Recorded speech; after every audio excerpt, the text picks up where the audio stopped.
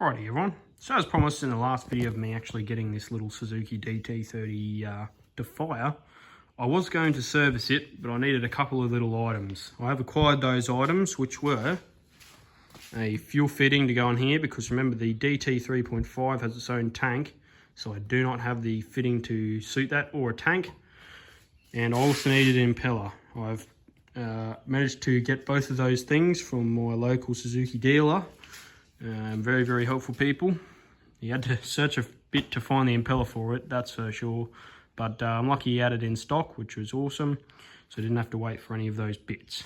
Now, to add to our little collection, as I said, we've got a couple of little service items, new plugs and some new gear oil, which I have sitting on the shelf waiting.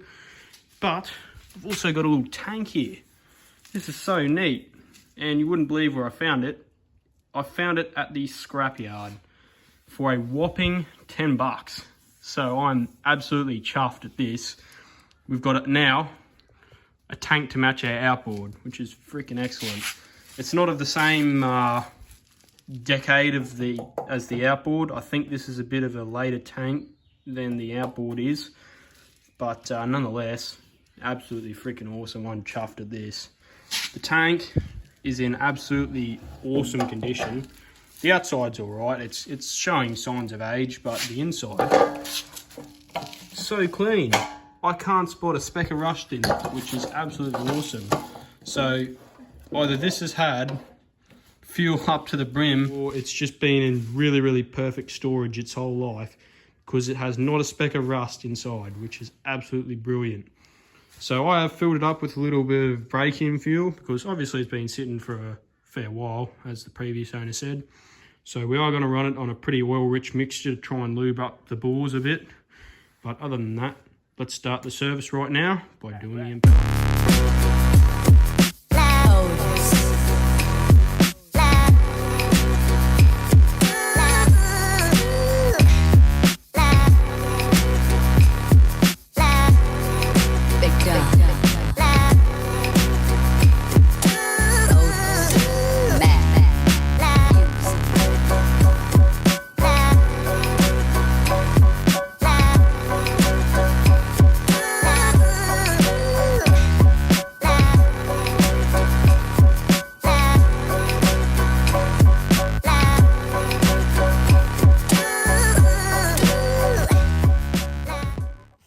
Alrighty, so now the impeller's done, what I want to do is obviously change our gear oil. So first of all, I want to see actually how much oil is in it, whether it's got any. I've got to bet my bottom dollar that it's going to be well below this line when I take the top plug out, but we'll see. Yep, so I would have earned my bottom dollar back, but nonetheless, we'll leave that plug out actually, so you can drain it. But yeah, we'll take this lower one off. There we go. They come out actually really easily.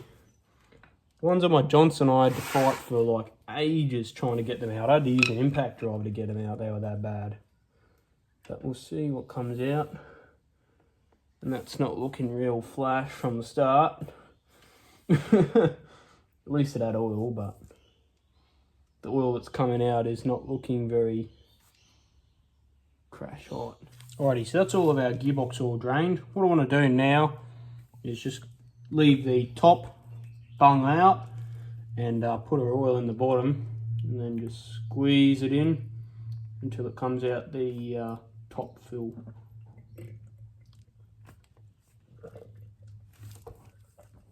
Like that. Perfect. And then quickly pop our, oh, that's the wrong bung. Squeeze a bit more in. Right, so quickly pop our bung in whilst holding pressure on the filler. Put our top bung in. Squeeze it till it's in. Quickly hold our finger on the bottom bung.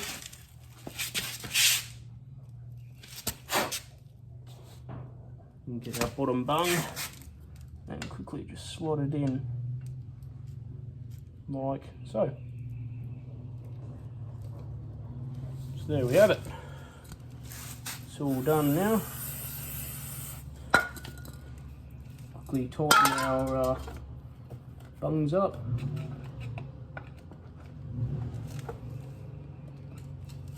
There we go. That's our gearbox all changed. Okie dokie. Next thing to do is replace the spark plugs, but not so fast. What we need to do is gap them. This is something that a lot of people miss. So what I'm going to do is I'm going to show you two little tools that you can use to gap them, depending on which one you like better.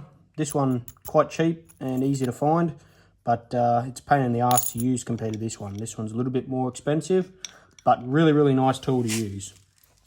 So this one here, 50-cent piece, made by Champion.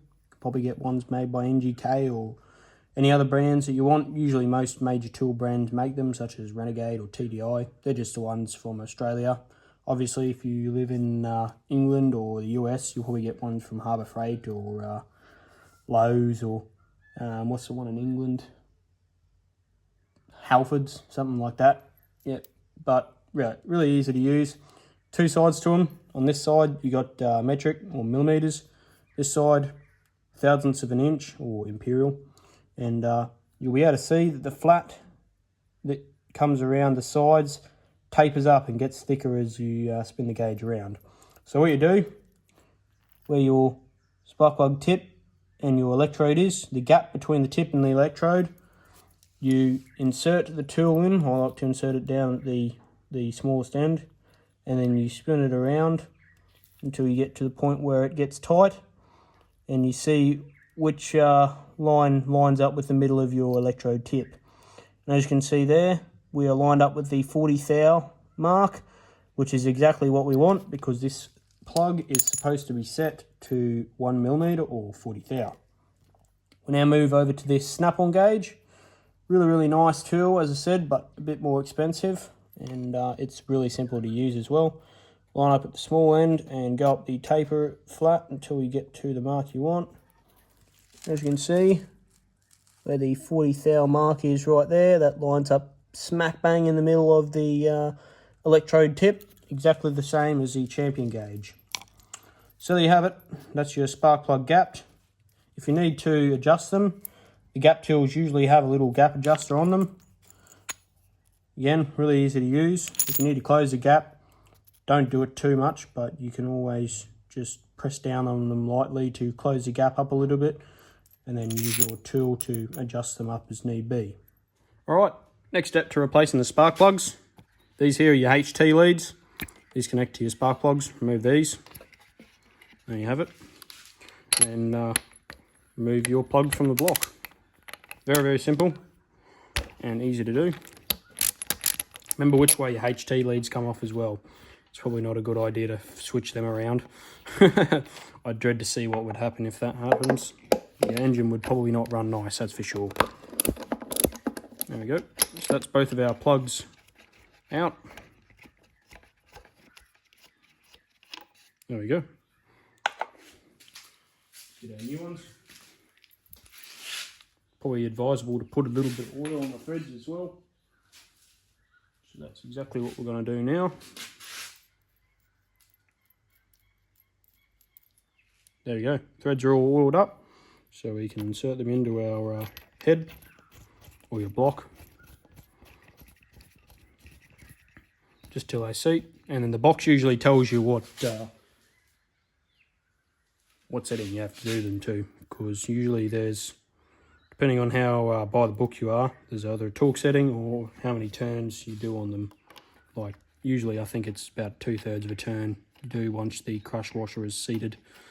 So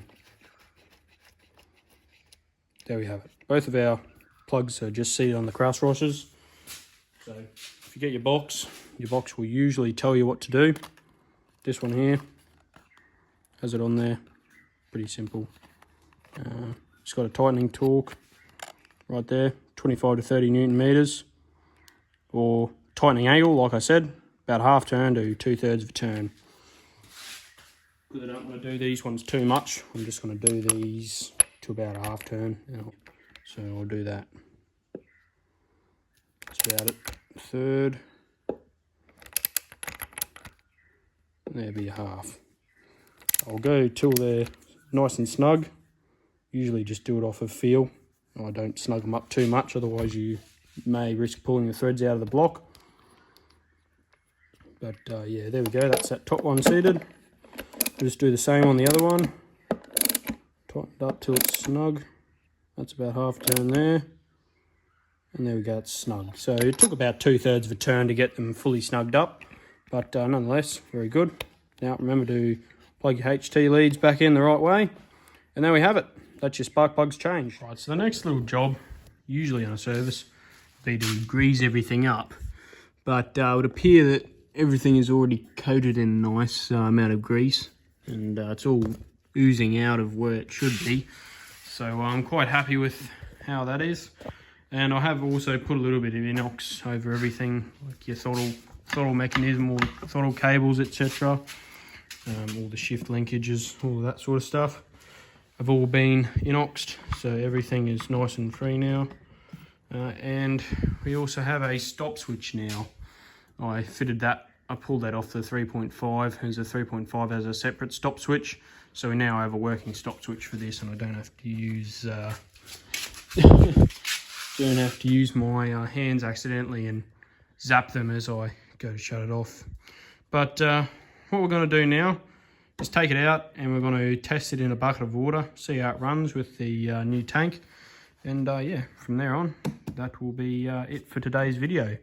So thanks again for watching, and if you haven't already, please subscribe. But in the meantime, that's it for this old girl. So until next time, I'll see you in the next one.